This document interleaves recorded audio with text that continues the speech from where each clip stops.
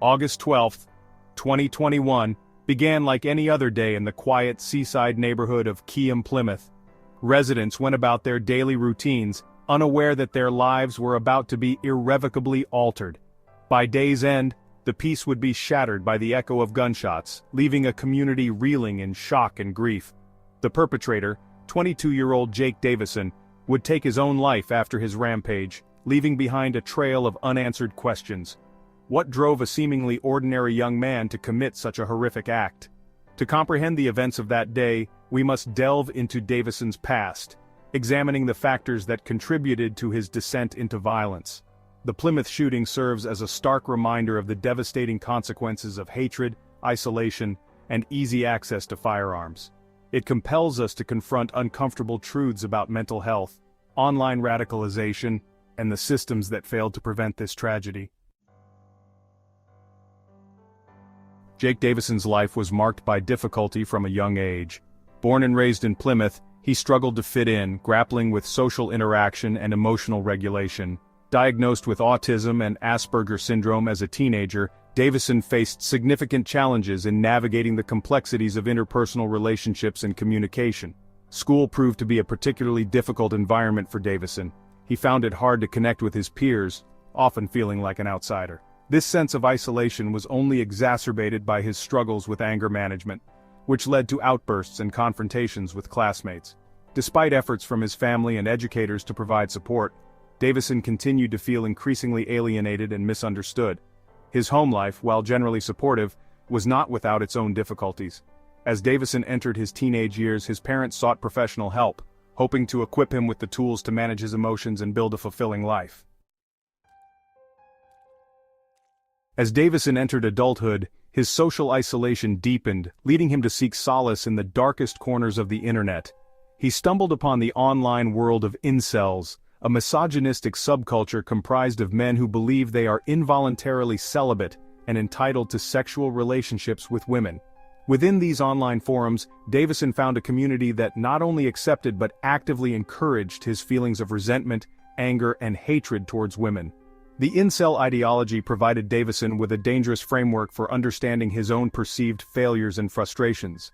He began to view his inability to form romantic relationships not as a personal shortcoming, but as a symptom of a societal conspiracy against men like him. Women, in his mind, were to blame for his unhappiness, and he embraced the hateful rhetoric that painted them as shallow, manipulative, and undeserving of empathy or respect. The forums became a place where guys like Davison could vent their frustrations and find validation. They'd post about their struggles and others would chime in, often with really toxic advice and encouragement to blame women for their problems. Davison's online activity became increasingly concerning as he delved deeper into the incel world. Tragically, Davison's descent into the depths of online misogyny would have devastating consequences, not only for him but for innocent lives caught in the crosshairs of his rage. In retrospect, the path to tragedy was paved with warning signs, missed opportunities for intervention, and systemic failures that allowed Davison to slip through the cracks. His online activity, rife with violent rhetoric and misogynistic views, should have raised alarm bells. Moreover, Davison's own actions provided chilling glimpses into his escalating potential for violence. In September 2020, Davison was involved in a physical altercation with two teenagers, resulting in an assault charge. This incident led to the temporary confiscation of his shotgun, a weapon he had legally obtained in 2018.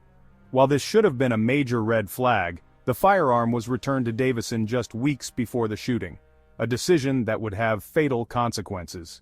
Even Davison's own family recognized the growing danger he posed.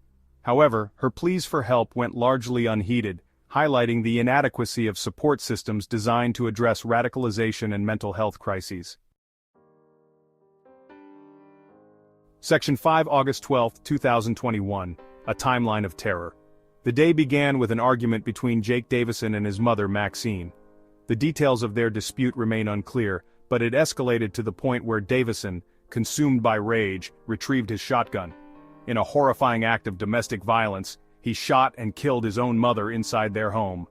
Now armed and fueled by a toxic cocktail of anger, resentment, and extremist ideology, Davison left the house and began his rampage.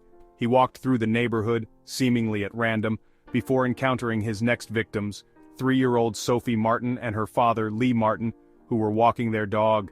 Davison shot and killed them both in cold blood. His rampage continued as he encountered Stephen Washington, a 59-year-old man walking his dogs in a nearby park.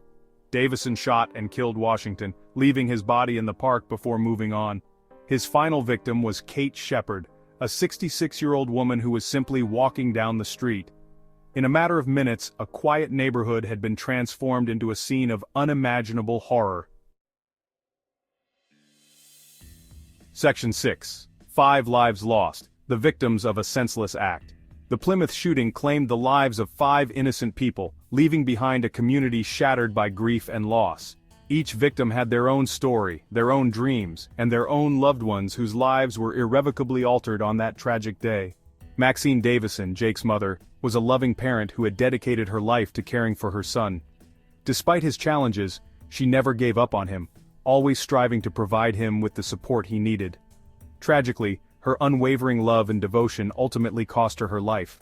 3-year-old Sophie Martin was full of life, her infectious laughter bringing joy to everyone around her. Her father, Lee Martin, was a devoted dad who cherished every moment with his little girl. They were inseparable, their bond unbreakable.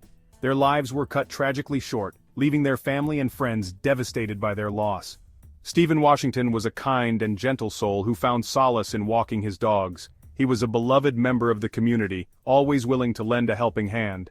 His loss left a void in the lives of those who knew him. Kate Shepard was a loving wife, mother, and grandmother. Section 7. Unraveling the Failures, the Aftermath and Investigation.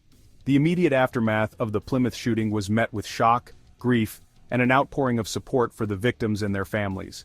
However, as the initial shock subsided, questions arose about how such a tragedy could have occurred and what could be done to prevent similar incidents in the future.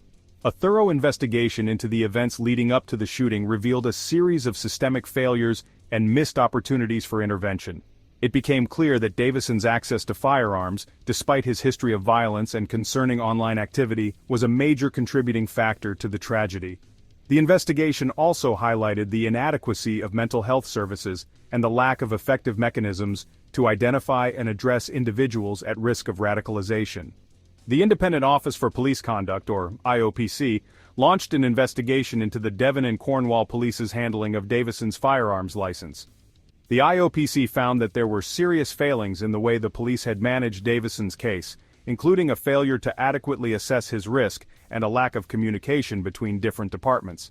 The Plymouth shooting exposed deep-seated issues within our society, prompting calls for urgent reform in areas such as firearms licensing, mental health support, and online safety. Section 8. Preventing Future Tragedies, a Call for Change. The Plymouth shooting serves as a stark reminder of the urgent need for comprehensive reform in several key areas. First and foremost, we must address the issue of access to firearms. While the UK has some of the strictest gun control laws in the world, the fact that Davison was able to legally obtain and retain a firearm despite his history of violence and concerning behavior is deeply troubling. We need to strengthen our firearms licensing system, implementing more rigorous background checks, mental health assessments, and monitoring of individuals who pose a potential risk.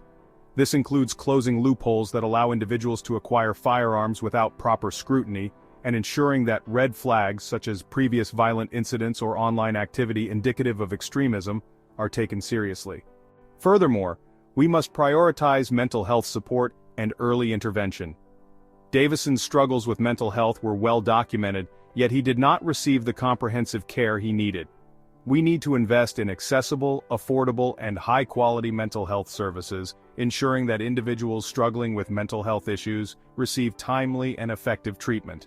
Finally, we must address the growing threat of online radicalization. Section 9. Remembering the Victims, Honoring Their Memory. The Plymouth shooting was a senseless tragedy that shook a nation. As we grapple with the complex issues that contributed to this horrific event, it is essential that we remember and honor the victims whose lives were cut short. Maxine Davison, Sophie Martin, Lee Martin, Stephen Washington, and Kate Shepard were all innocent individuals who deserved to live their lives free from fear and violence. Their deaths must not be in vain. We owe it to them, their families, and ourselves to learn from this tragedy and create a safer, more compassionate society. This means addressing the root causes of violence, tackling inequality, and fostering a culture of respect and understanding.